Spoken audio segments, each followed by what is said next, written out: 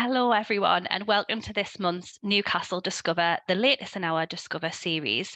My name's Lily Moore, and I'm the Alumni Engagement Manager here at Newcastle University, and I'll be the host for today's event. As always, a massive thank you to everyone who is joining us today.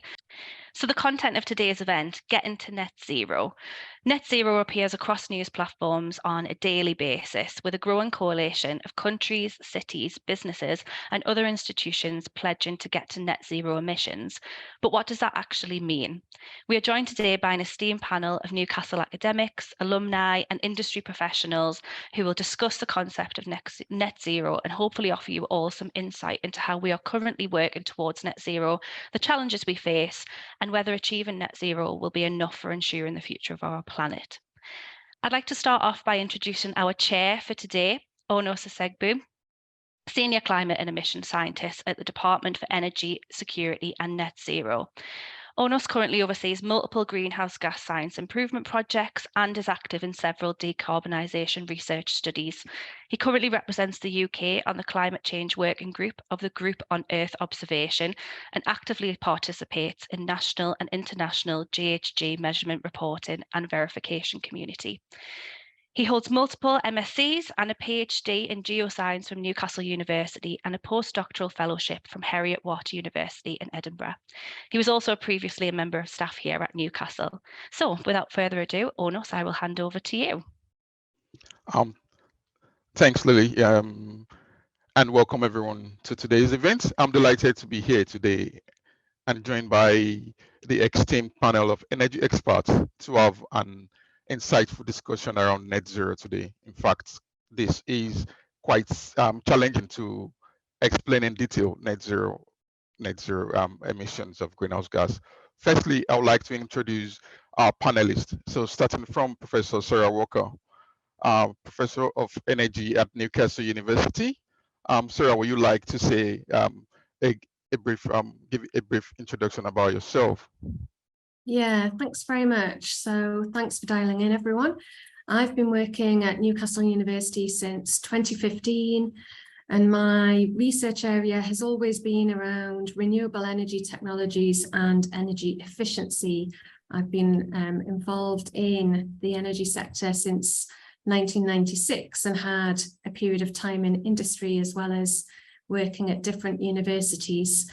My main area of work now is around whole energy systems. So I'm really interested in how everything fits together and how that big picture then transitions to net zero. Thanks, Onos. Thanks, Sarah. We are also joined by Laura Brown. Laura is the Commercial Manager, Flexibility Service at Northern Powergrid. Laura, would you like to say give a brief introduction about yourself? No problem. Thanks very much, Onos, and hello, everyone. My name is Laura Brown. I work in the System Flexibility team at Northern Powergrid, looking for innovative and flexible ways that we can get our customers engaged actively and participating in the transition to net zero. I'm an alumni of Newcastle University. I did my master's in renewable energy, graduating in 2016. And I also worked as the energy program research manager until recently, until 2021. And I'm delighted to join you here today. Thank you. Yeah, thanks, Laura. And up next will be Kate Owens. Kate heads the system development and energy strategy at Northern Gas Network. Kate, can you give a brief intro about yourself? Yeah. Thank you. Good afternoon, everyone. I work for Northern Gas Networks. I look at the energy transition. What technologies do we need to hit that net zero target from a gas industry perspective? How might our system evolve to move away from fossil fuels to alternative low carbon gases? And I also head up the innovation section within the business, reporting from a regulation and strategy perspective. So had a broad experience across the hydrogen landscape, as well as innovation, looking at digital whole systems and things like customer vulnerability. Thank you. Yeah, thanks, Kate. We also have the founder and managing director of Kewell Energy, Dr. Andrew Jenkins. Andrew, can you give a brief intro of yourself, please? Hello, everyone. It's great to be here. I'm Andrew Jenkins, as we mentioned, CEO and founder of Renewable Energy that I started while doing a PhD at Newcastle University, with a lot of support from the university's startup and career service to get it off the ground. The company develops and commercializes innovative technologies that add significant scalable value to the world's biggest social and environmental challenges. And that ultimately means we're developing software that reduces the cost and accelerates the transition to net zero. And our flagship product is the clock software that optimizes the cable layouts of offshore wind farms. So that's playing dot to dot to link up those turbines with cable in the most economical way, where we typically save clients in the region of 20% of cable system cost. Thank you, Andrew. Thank you, panelists, for introducing yourself. We have some sets of questions that we'll be discussing with the panel, but there will be space for questions and answer and session from the audience at the end of the event. So please use the chat or the Q&A function to submit your thoughts, and this will be picked up and asked to the panel at the end of the discussion. In the interest of time, let's get started with our questions and discussion of today. The best way to do that is understanding net zero. And I'll go to Sarah. What is meant by net zero? And who will be a reliable source to get information about net zero from? Yeah, so in the UK, we're using this phrase net zero to mean the way in which we ensure that our greenhouse gas emissions are reduced to zero. And some of those emissions are so hard to get to zero that we've used the term net, because we mean that we will still be emitting some emissions, but we will need to capture them. And so the net in net zero is the capture technology. In terms of reliable sources of information, then globally, the best source of information is the United Nations in terms of their Framework Convention on Climate Change and the various reports that they produce regularly. Earlier this year, they produced a synthesis report that summarized all of the science that had been going on for quite some time on climate change. In the UK, a good source of information is the Committee on Climate Change. It was set up by the government, but it is independent, and it does analysis of the ways in which the UK can get to net zero and makes recommendations to government on what it should be doing, and quite often tells government it isn't doing enough.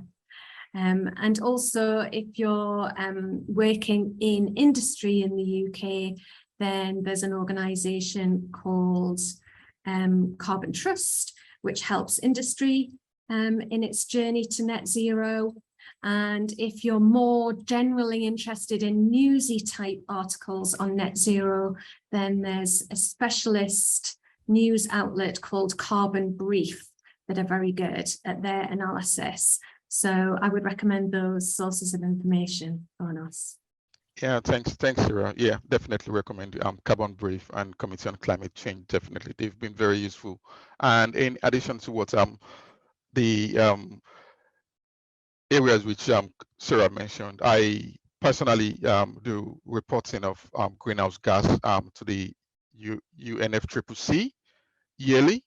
That's our greenhouse gas emissions, which we track, and that's based on the IPCC guidelines. So that's a document which is available online on the UNFCCC site, and the document is actually very transparent, accurate, comparable, and it's being assessed by a group of experts, United Nations accredited experts that looks at this every year to make sure that we are using the best method possible. So if you want to know about how much emissions the United Kingdom is emitting at any particular year, make a reference to that document. It's about 1,000 pages, but it is very, very useful. So thanks, Sarah. I can't explain net zero more than what you've just said. Yeah. We'll go to our next question, and I'll say we'll go to Andrew first. Andrew, how is your organization currently working towards achieving net zero? And what are the most urgent challenges you are dealing with around net zero? Yeah, so in this, we need to look at both our own carbon footprint, that of our supply chain, and also the impact of our products on our clients. Now, as a work from home tech company, selling its products in a very scalable way to very big infrastructure developers, the impact on our clients' emissions far outweighs our own emissions. So from the perspective of our clients, our dot-to-dot optimization tool saves roughly 20% of cable system cost. And that saving comes from reduced cable length. And that means you're needing to dig out less resources from the ground to create the cables and the emissions associated with that. It reduces the amount of shipping emissions to build the wind farm. And we're also reducing the electrical losses that happen during operation. So that's the heating of the cables from transmitting power through them. And through reducing the electrical losses, what ends up happening is you get an increased amount of renewable energy out of the same wind farm to the customer. Now, our biggest challenge really is scaling up the business quickly enough to deliver the demands that we're seeing, and to get new products out that we know we can create that accelerates the transition. So to give some context on that, as a business, we're doubling in headcount roughly every year. So we're with 10 people now, and a year ago we had 5, and in a year's time we'll have 20. So that means that as a business, we're pretty much operating with the systems and the processes that work for 5 people, but having to deal with the inquiries and the demand of 20. And that is a constant challenge of building internal systems rapidly, recruiting fast enough, and ahead of need to have the capacity to deliver, but not doing so fast that you end up going bust, because ultimately every person that you recruit, you have to take on an extra £15,000 to £20,000 of working capital requirements to manage the cash flow between being paid by your clients and paying your staff. And that's quite difficult at the moment, particularly in the high inflationary environment and the difficulty of getting debt funding. And we're not alone in this. When you go to the Offshore Wind Conference, the entire supply chain of offshore wind is being squeezed and putting all of their cash into investment to scale up rapidly enough to deliver on the challenge.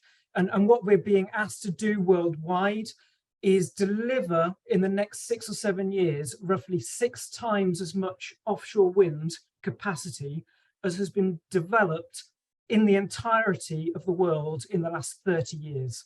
So in the next 6 or 7 years, 6 times as much capacity being deployed compared to the last 30 years combined. From an internal perspective, 68% of our emissions are associated with one subcontractor. So what we're doing there is bringing that resource in-house to reduce the emissions, because they've got a very, very large footprint compared to ourselves. And that transfers some of the emissions to ourselves. From the internal perspective, it's still scope 3, but it's the emissions associated with our people working from home, heating their homes. And to do that, what we're doing is we've introduced a bonus scheme that means that if our people are on a zero carbon electricity, domestic electricity tariff and gas tariff, then we give them a cash bonus each year to help reduce that. And for anything that's left, we are doing some carbon offsets in the UK with planting trees. Thanks, Andrew, for laying the foundation down for us really there and explaining what your company is really doing. Really appreciate it. We'll go to our next panelist, Laura. Thanks very much, Jonas. So I work for Northern Powergrid. And Northern Powergrid is the electricity distribution network operator for the northeast of England. which includes Newcastle, so the university plugs into our network, and also the Tees Valley, Yorkshire and North Lincolnshire. And we own and operate the electricity distribution network for 2 of the 14 regulated electricity distribution licence areas in Great Britain. And usually, historically, our role has been to deliver the power safely and reliably to our 8 million customers across the 3.9 homes and businesses in our network. But as we move towards net zero, our role is changing. When most of the local authorities or the councils in our region, in our area, have declared a climate emergency, and they have ambitions to get to net zero even ahead of 2050. And we've got an important supporting role to help our regions with their net zero ambitions and their response to the climate emergency. And we're creating and managing the future energy systems and facilitating and enabling the system so that our customers can increasingly deploy more interactive, smart and low carbon technologies.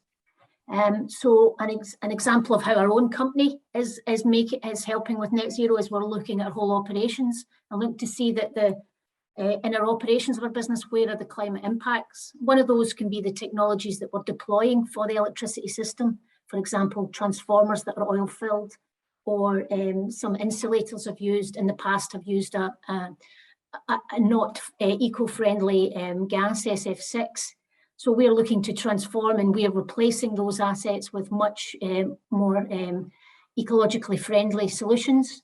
Now we've got 30,000 square kilometres of a network area with 63,000 substations and 60,000 miles of overhead power lines. So that's an increasing improvement that we can do to net zero if we just tackle the challenges that that infrastructure and its impact. That's enough to go for just now, perhaps. Yeah, definitely. That's enough to go for. Thanks, Laura. Sarah, you're next on my list. Okay, so the university declared a climate emergency in 2019 and put together a plan of action as to how it was going to get to net zero greenhouse gas emissions. We've been developing that plan of action for a little while now, but the aspirational target is to get to net zero by 2030, so no pressure, but quite a hard target, but we like to set ourselves difficult things to do. And so for quite some time now, we've been purchasing all our electricity directly from an organisation that is a renewable electricity generator. For the heat in our buildings, where the main campus has got a bit of a heat network on it, and we're looking to transform the heat supply to be biofuel based. We have some buildings in the very centre of the city on a site called Helix, which is also on a heat network shared with the City Council. That heat network runs off natural gas, but we're looking at alternatives for that as well with the company that operates that for us. As Andrew mentioned, it's also all your supply chain. It's not just the immediate things that you buy, like your energy. So we're working with our supply chains to understand their commitments to net zero for all of our supplies. And as a university, that ranges from furniture to chemicals to pharmaceuticals, all sorts of things that we purchase. And so we're looking at that, and alongside that, we're looking at the ways in which people get to the university. That's our students, our visitors and our staff, and looking at ways of promoting active travel and public transport for those individuals that need to travel to us. And then for our own transport policy, where we are travelling, then we've adjusted our own transport policy to state, where possible, avoid the need to travel. Where you do need to travel, use public transport wherever possible, and to avoid aviation as a method as much as possible. So yeah, trying to strive to make the difference to our community of staff and learners. Thanks. Yeah, thanks, Sarah. We'll go to Kate. Thank you. I should say my dog's just wandered in next to me, so if you hear any background noise, apologies. The timing was perfect. Yeah, so as mentioned in the introduction, I work for Northern Gas Networks, so similar footprint to Laura over at Northern Powergrid, so we're quite closely aligned geographically, and similar sorts of themes really. We've got a variety of different targets, different strategies within our environmental action plan, which we develop and maintain on an annual basis, and that maps to our price control review, which for gas finishes in 2026, and a new one will then commence. So it's all embedded into the business plan in that regard. And some of the things we've got in there is real focus on driving down shrinkage in our network, trying to get it down by 24% over the period through to 2026 through various different techniques, not just replacing pipes with different control techniques as well. Importantly, where we do discover leaks, addressing them far more rapidly. So we're tackling leakage across a broad range of measures to drive that down. Being more proactive in enabling biomethane connections, which is low carbon gas. We do a huge amount in the hydrogen space. We've spent many tens of millions of pounds in research in that area to really understand how hydrogen becomes a part of our future low carbon economy, and we continue to do that in collaboration with the other networks and government. We're focusing on decarbonising our fleet, similar sort of story to the others, targeting 50% of the fleet that will be on some form of ultra low emission vehicle or hybrid by 2026, and also fitting EV chargers to every single depot, again, by the same time period. So we've got all of those sorts of things happening, putting green solar panels on roofs and so forth. The interesting one, I think, is, I think it was either Andrew or Sarah made this point, we're embedding within our supplier code of conduct that sustainability, so that it's not just ourselves that are driving down and supporting the pathway to net zero. We're enforcing that within our supply chain. So if you want to do business with us, there are certain criteria that you absolutely have to meet. So I think there's a good broad range of measures there. And as I said, they're evolving on an annual basis, and we'll continue to do so as we start to move towards our GD3, which is our third price control, starting 2026. Yeah, thanks, Kit. I'll just provide a good overview to all that from a national perspective. So the measurements of greenhouse gases really started way backward, and we have documents for national greenhouse gas emissions from 1990. And I can say that the total greenhouse gas emissions of the UK has reduced by 48% for the 2021 report, which was published like a few weeks back. Transport emissions has reduced by 15%. Energy supply has reduced by close to 70%. Businesses has reduced by 30%. Residential has reduced by 14%. And we see a whole lot of policies around recycling of waste, which made us have a reduction in greenhouse gas of about 75% in waste.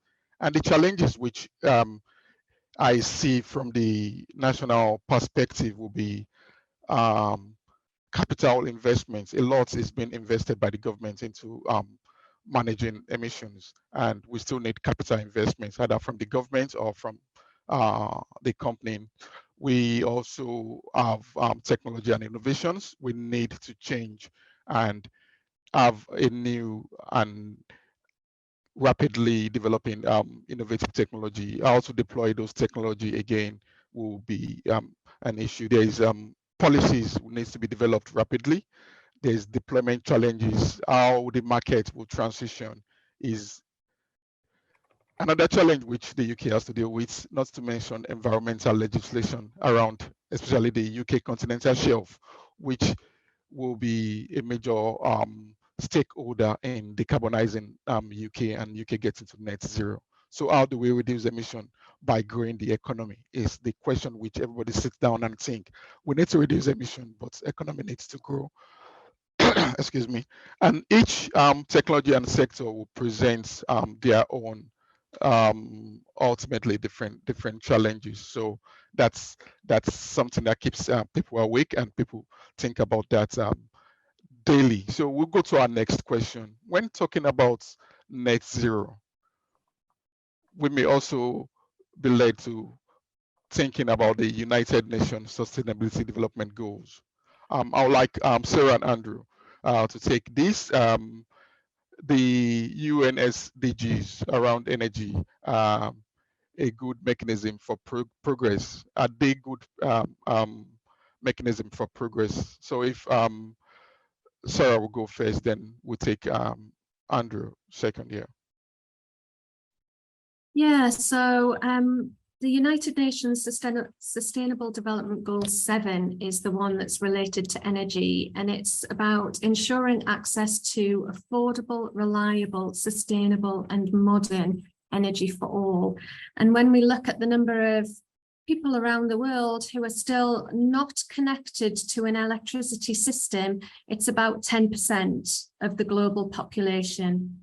When we look at the number of people who do not have access to clean cooking fuel, it's about 40% of the global population.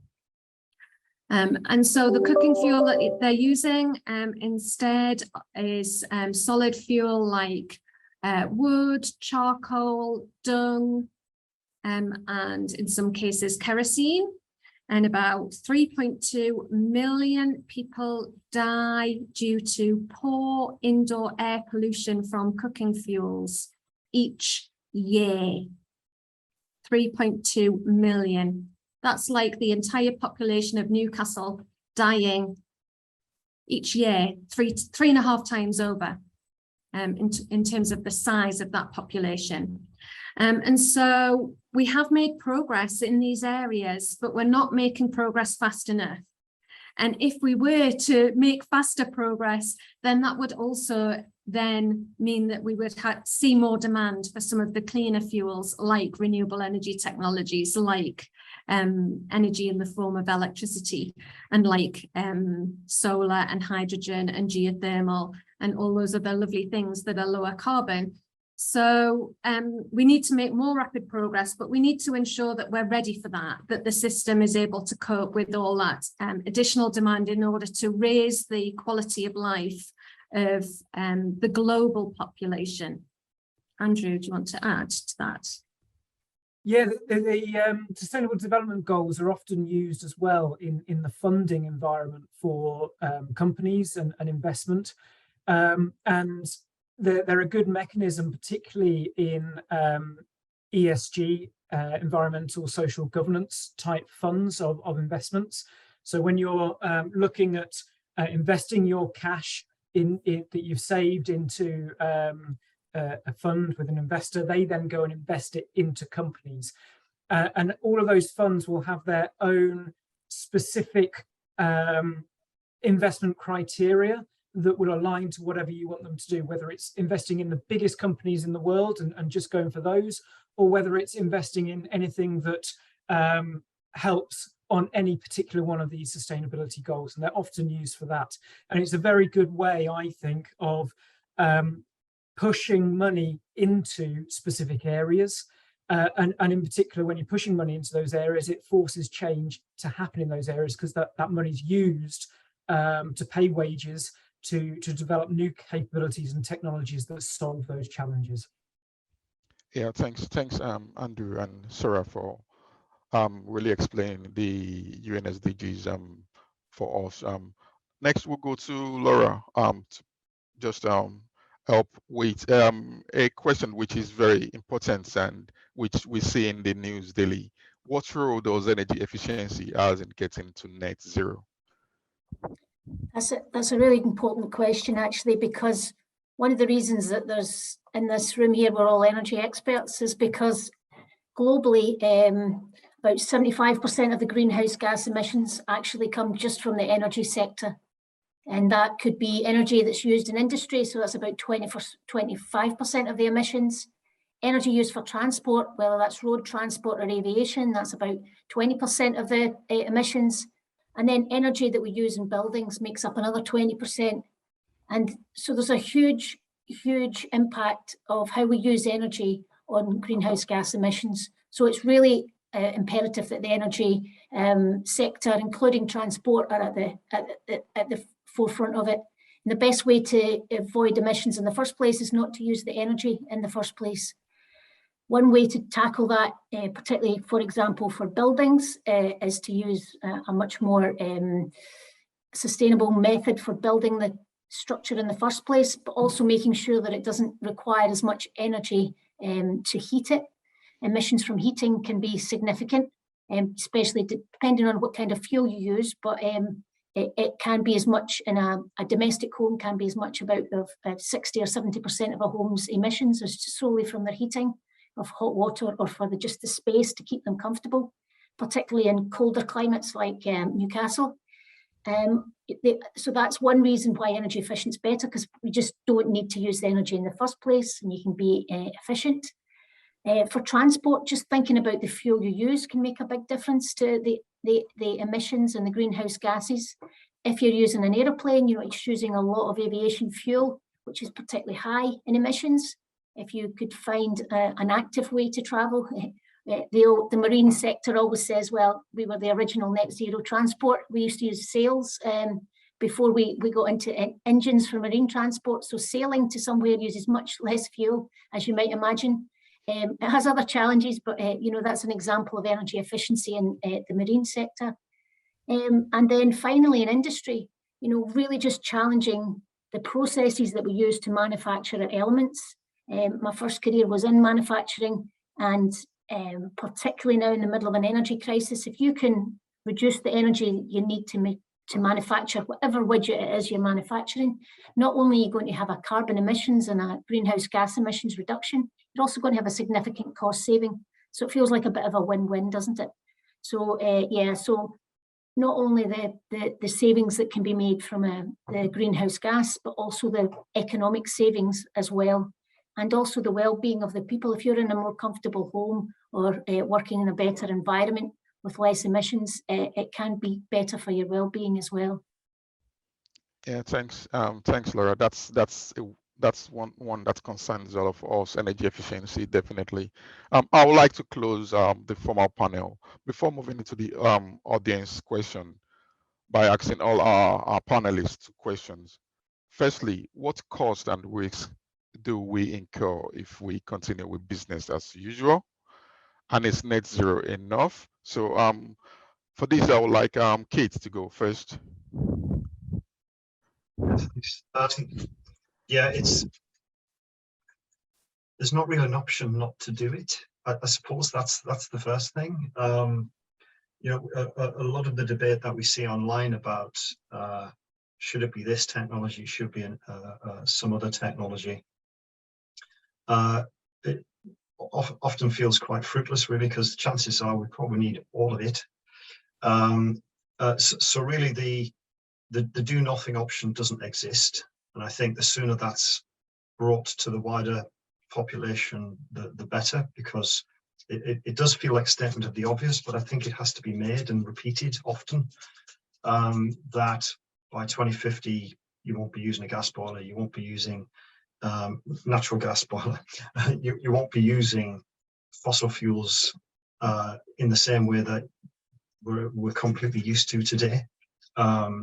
So that's part of getting us over the hurdle here to drive pace and accelerate. If we don't have the population on board, if they don't quite understand what it means to go to net zero, we're going to struggle to actually deliver that. And we see some of that, as I say, online forums and elsewhere, with folks saying, I don't want a hydrogen boiler.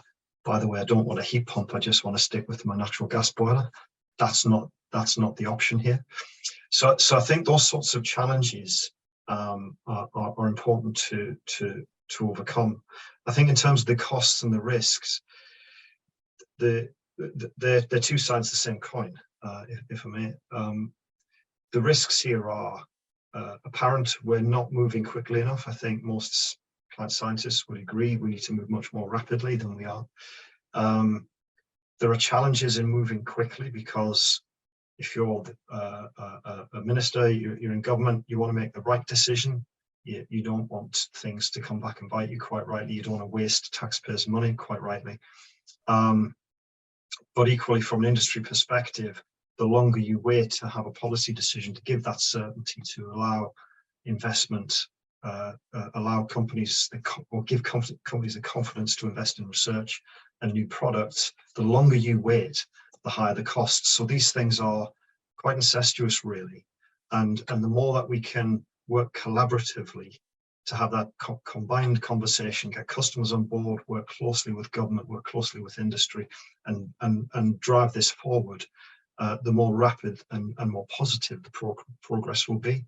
And certainly when I look at, and I can only speak for my industry in any sort of great detail, you know, the gas transportation industry are expending huge effort to understand how we might transition our system to low carbon hydrogen. Huge effort.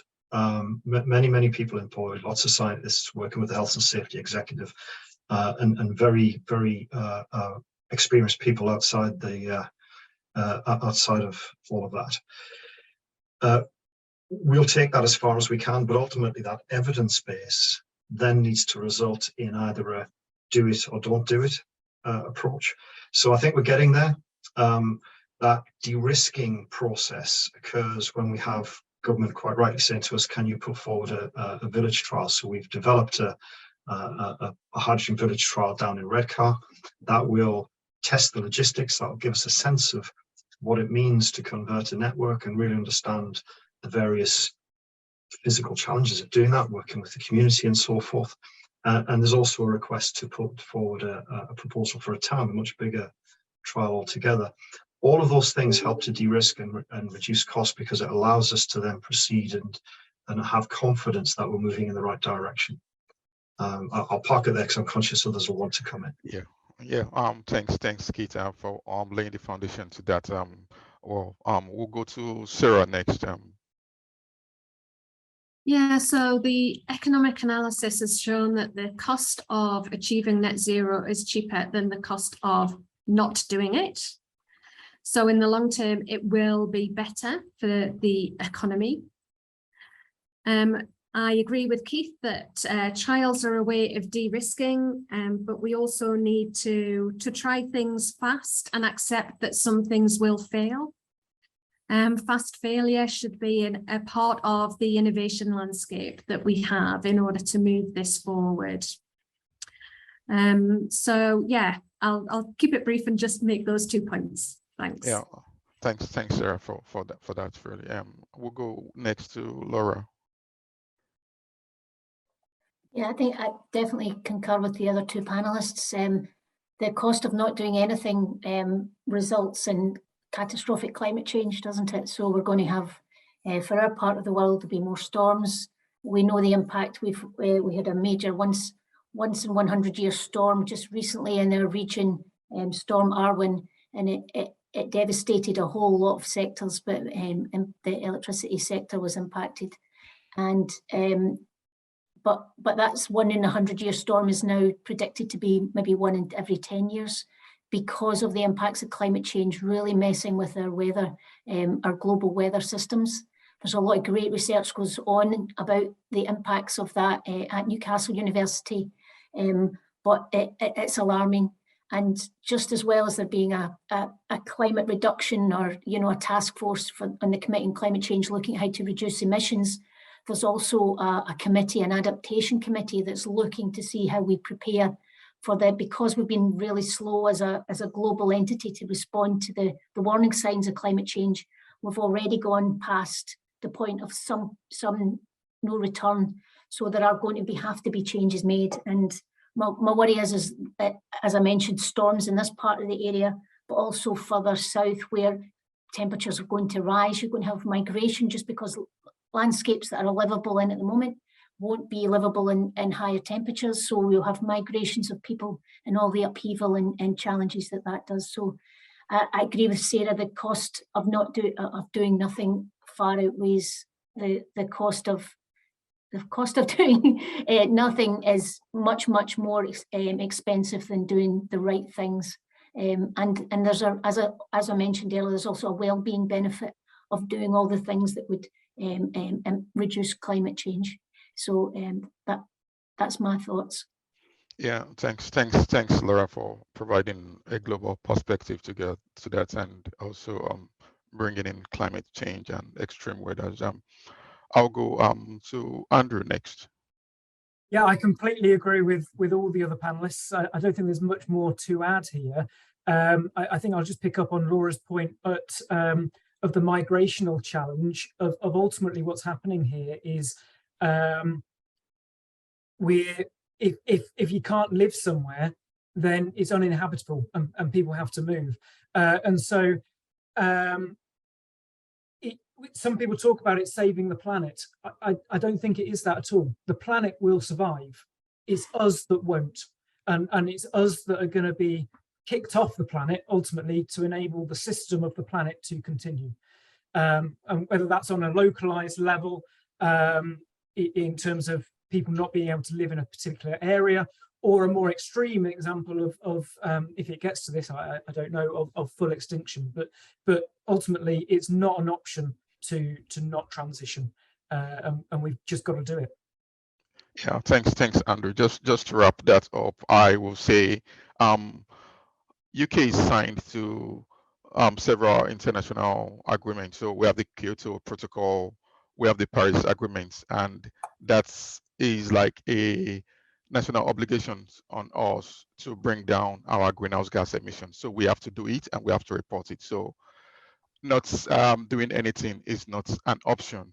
And also, if we look at the cost is going to be much if we tend not to do anything, because we'll be just left behind as decarbonization happen and everybody tends to try to live a green life.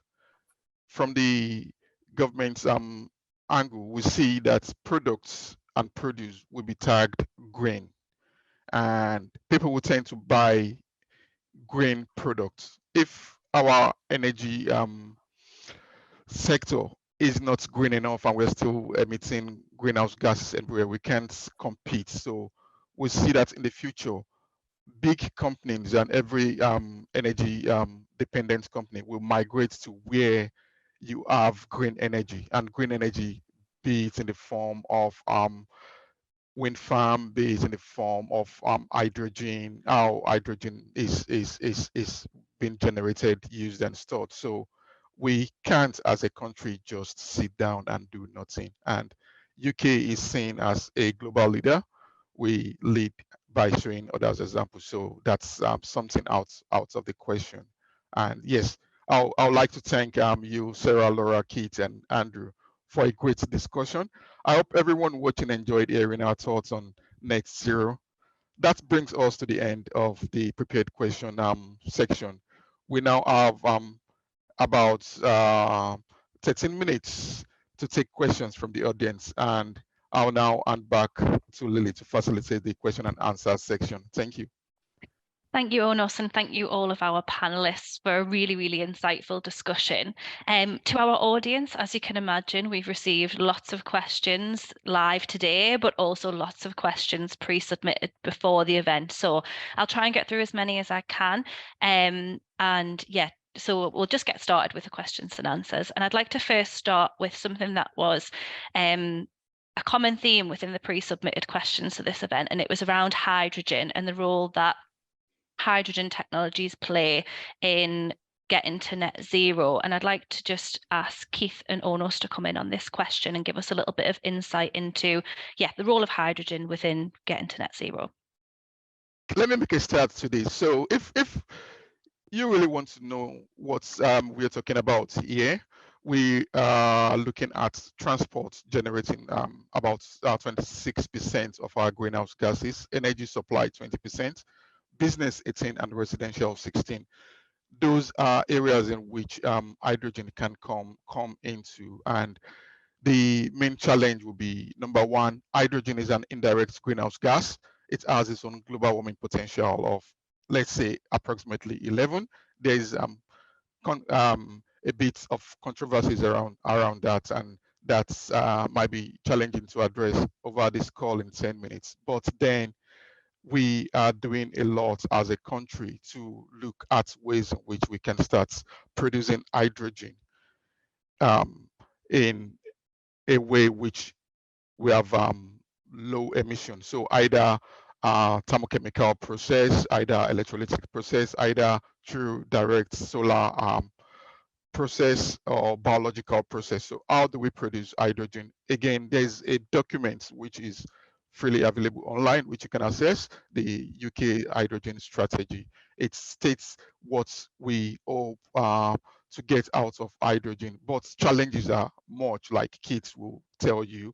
And how do we transport and store hydrogen is one that's keeping everybody awake.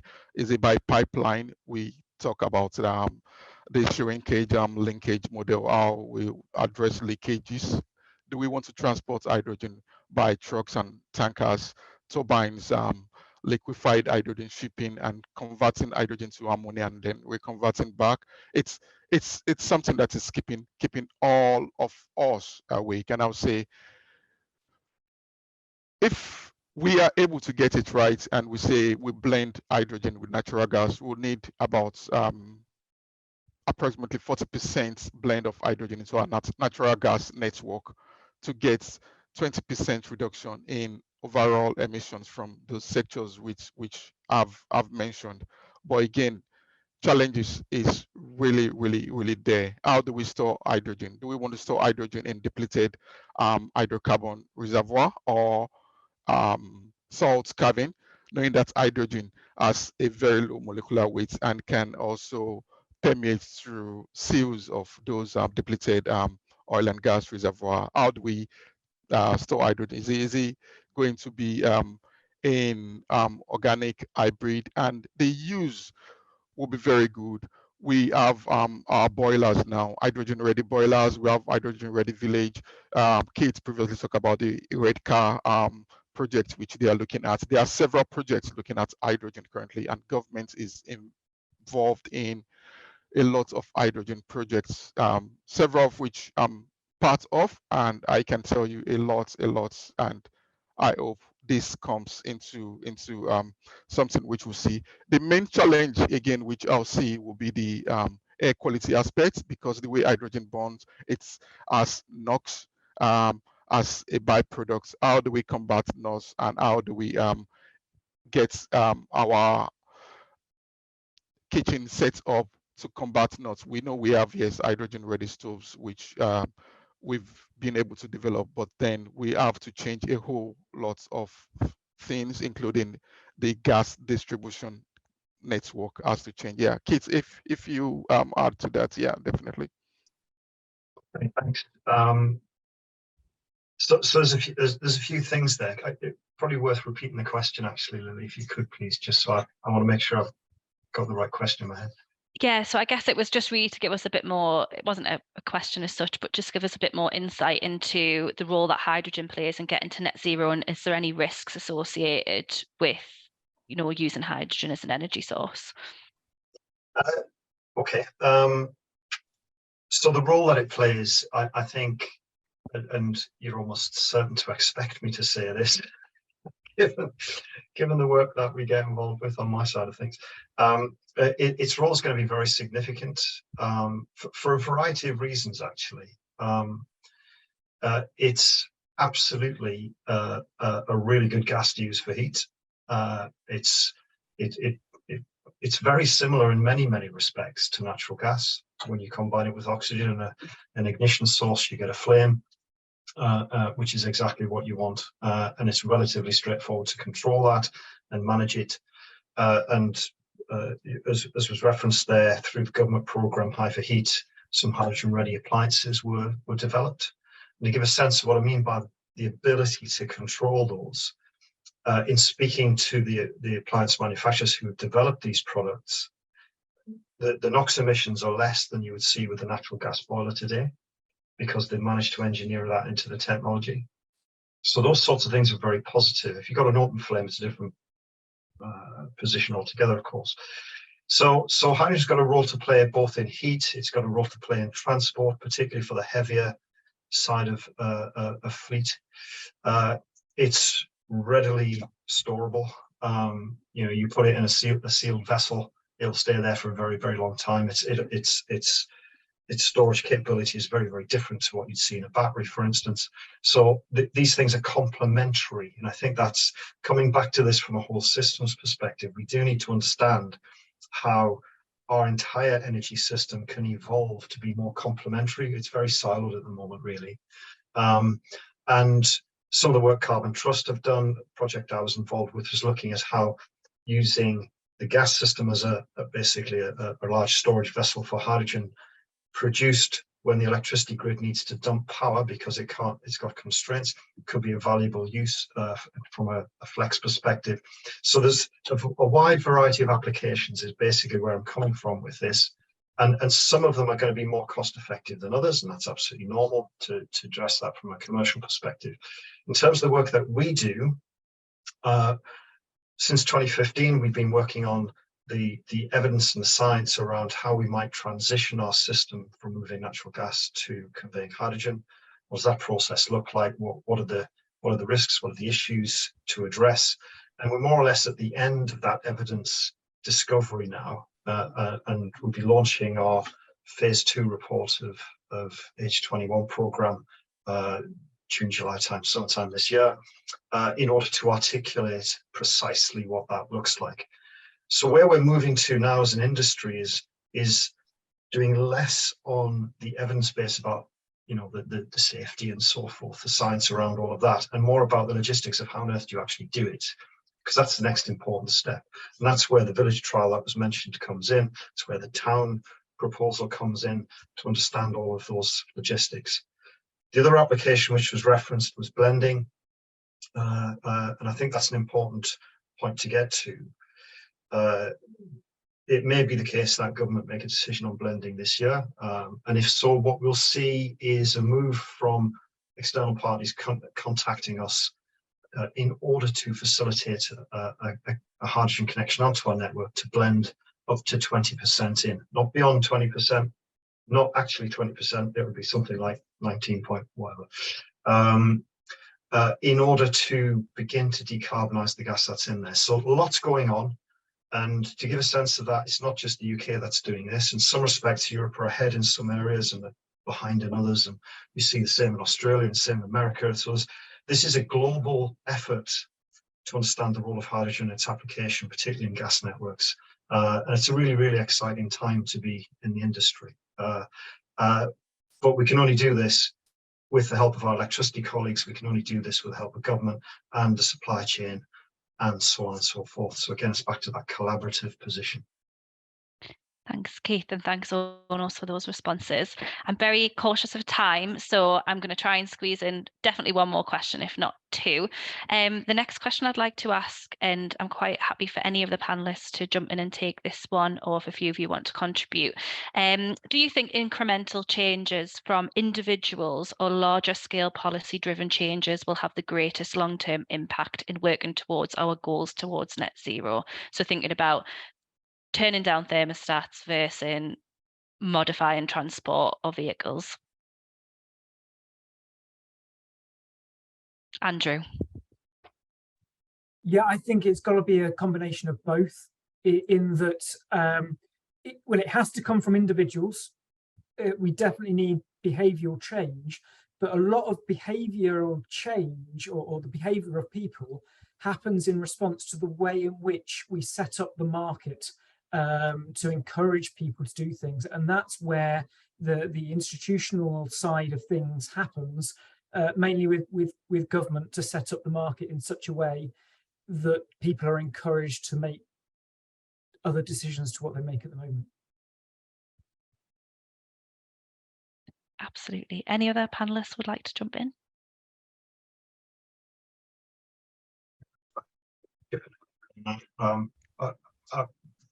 in fear of broad agreement. I think it's all of the above, really.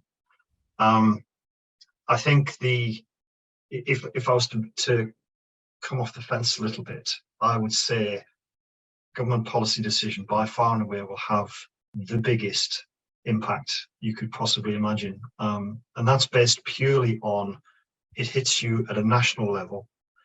It encourages confidence in industry to invest and make a difference and move more quickly because they can see that the government are moving in a particular direction and there's certainty around that investment. So it helps them to de-risk. At an individual level, as welcome and as absolutely essential as that is, you have the vagaries of folks maybe slipping off the, falling off the wagon. 1 minute they're hot on kind of using public transport, and then they think, you know what, I'm just going to fly to Australia for a bit. So you have that slightly more unpredictable societal position. So for me, I think policy backed by incentives, backed by business and government relationship, I think is going to be essential. Yeah, thank you so much, Keith. It has come to past, so unfortunately I am going to have to draw the event to a close. I'm so sorry that we've only been able to scratch the surface with questions. We'd love to hear more from you about any ideas or suggestions about future events as part of the NCL Discover series. So please do get in touch via the email address on screen if you want to. NCL Discover will return in the summer, so do keep your eyes peeled for further information. And there is a QR code on your screen now. If you scan that, you can see all of our upcoming alumni events that are happening in the next few months. As always, please get in touch with our team if you want to find out more about the alumni community at Newcastle, or visit our website for full event details and the registration form.